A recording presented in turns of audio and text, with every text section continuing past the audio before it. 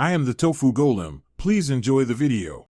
In this video I will explain how to play King of Tokyo. To begin, each player selects a unique monster standee and board. Set your health dial to 10 and your victory points to 0. Place the main game board in the center, along with the 6 custom dice, a pile of energy cubes, and the shuffled deck of power cards. Draw 3 power cards face up to form the initial market. You are now ready to start your monstrous rampage. During your turn, you roll the 6 custom dice up to 3 times, deciding which dice to re-roll.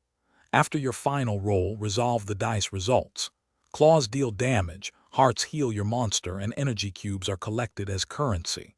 Rolling 3 of the same number, like 3 2s, grants you 2 victory points. 3 1s give 1 victory point, and 3 3s give 3 victory points. This is how you gain power and points. Being in Tokyo is a double-edged sword.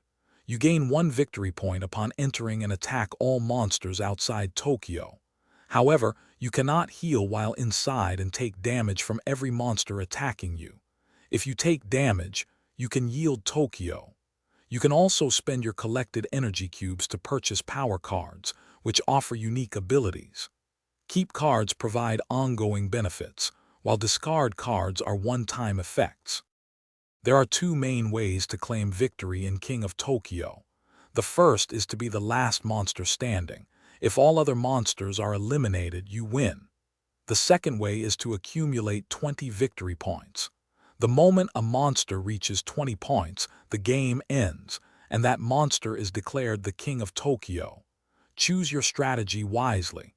Will you be a destructive force or a cunning point collector? Thanks for watching. Consider subscribing if we helped you today.